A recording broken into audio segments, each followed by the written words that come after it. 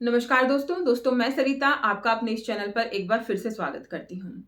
आज का समय आधुनिक समय है और आज के समय में इंसान समय से भी ज्यादा स्पीड से दुगनी स्पीड से दौड़ना चाहता है और सारी चीजें हासिल करना चाहता है। वो कम समय में चाहता है कि उसे सब कुछ मिल जाए। वो चाहता है कि उसे सारी चीजें फटाफट मिल जाएं और वो सब कुछ जल्दी जल्दी कर ले।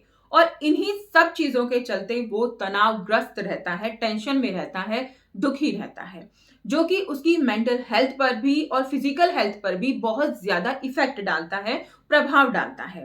तो आज के इस वीडियो में हम बात करने वाले हैं सबसे अहम मुद्दे पर कि हम खुश कैसे रहें।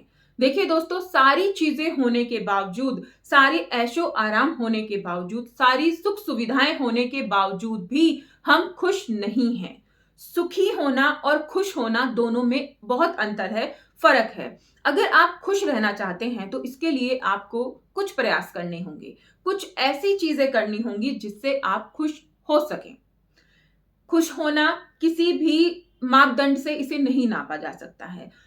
हर एक इंसान के लिए खुशी हासिल करने की या खुश होने की अलग अलग परिभाषा होती है। कोई परिवार के साथ समय बिताकर खुश हो जाता है, किसी ने खुशी का टारगेट सेट किया हुआ है कि मुझे इतने पैसे मिल जाएं तो मैं खुश हो जाऊंगा, किसी ने कुछ और किसी ने कुछ। लेकिन मुझे लगता है कि खुश होने का कोई समय नहीं होता है। आप जब चाहें आप खुश हो सकते हैं, लेकिन आपको थोड़े से पेशेंस रखने होंगे।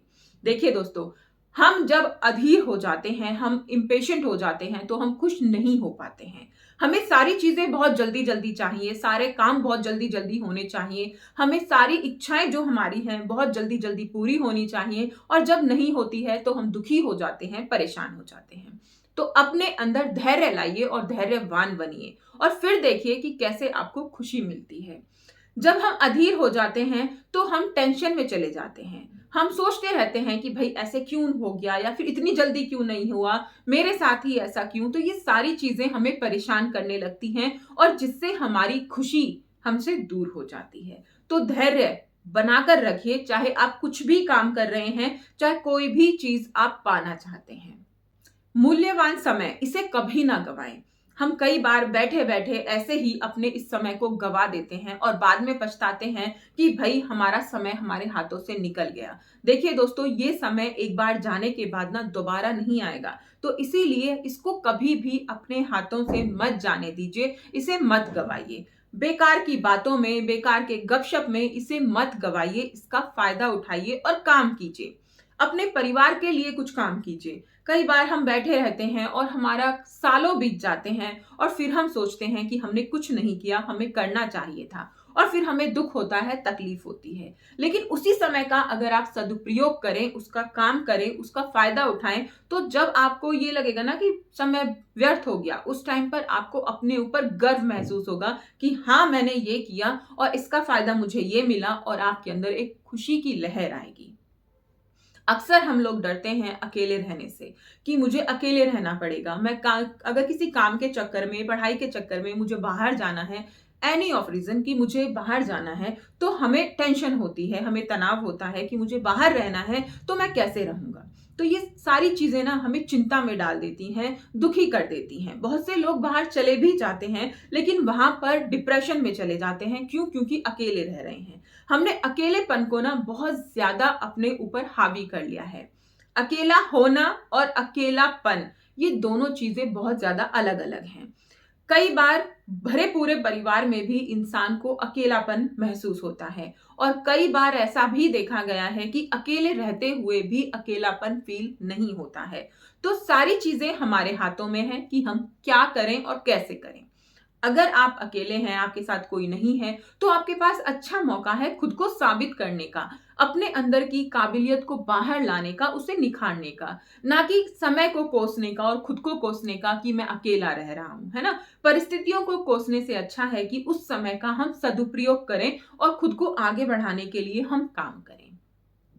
आज के समय में इंसान में ना बहुत ज्यादा ईगो भर गया है कि मैंने ये किया, मैंने वो किया, मैं, और इस मैं के चक्कर में ना इंसान अपने रिश्तों से दूर होता जा रहा है और ये रिश्तों को खोता जा रहा है।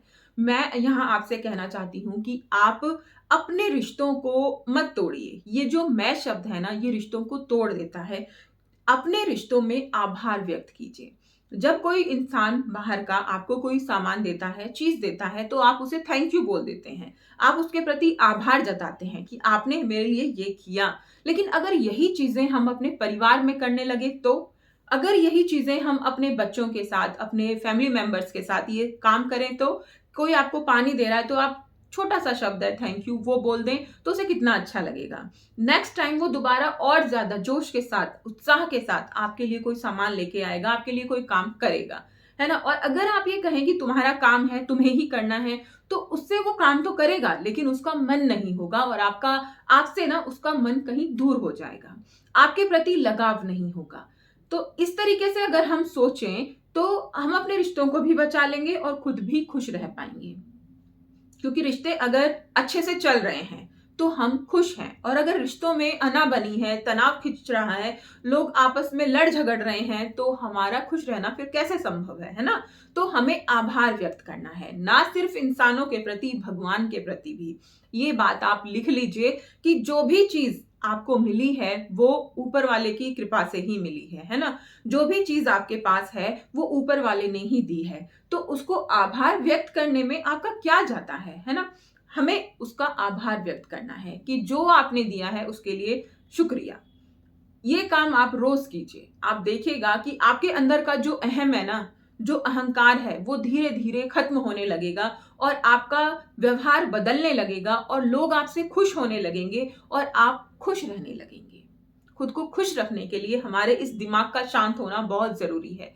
अगर ये शांत नहीं है, अगर दिमाग के साथ साथ अगर हमारा मन भी शांत नहीं है, तो हम खुश नहीं हो सकते हैं।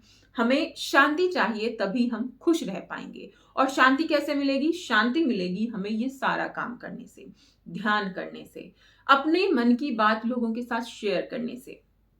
बेशक आप अपनी डीप, जो आपकी गहराई की बातें हैं, जो ऐसी बातें हैं कि जिनको आप शेयर नहीं करना चाहते, वो मत कीजिए, लेकिन लोगों के साथ बैठिए, हंसी मजाक कीजिए, फैमिली मेंबर्स के साथ हंसी मजाक कीजिए। आप देखिएगा कि बहुत ज्यादा फर्क पड़ेगा आपकी मेंटेलिटी पर, आपका दिमाग शांत होने लगेगा और आपका मन भी शांत होने लगेगा। आपको अगर लगता है कि कोई बात आप किसी के साथ शेयर नहीं करना चाहते हैं तो उन्हें लिख लीजिए। लिखने से भी बहुत ज्यादा फर्क पड़ता है और हमारा दिमाग भी बहुत ज्यादा शांत रहता है। तो अपने आप को मजबूत बनाइए और आगे बढ़िए, फिर देखिए कि आप कैसे खुश रहते हैं। आप जिस खुशी की तलाश में इधर उधर भटक रहे थे, आप सोच रहे थे कि कोई सामान मिलने से आप खुश हो जाएंगे, वो खुशी खुद ब खुद आपके मन में आ जाएगी। और सबसे बड़ी चीज दोस्तों जो मैं लास्ट में आपसे कहना चाहती हूँ वो है हमारा सेटिस्फैक्शन, हमारा संतोष। अगर हमारे अंदर सेटिस्फैक्शन नहीं है, संतोष नहीं है, तो हम कभी खुश नहीं हो सकते हैं। चाहे फिर आप कुछ भी कर लीजिए, कुछ भी कर लीजिए, आप खुश नहीं हो पाएंगे।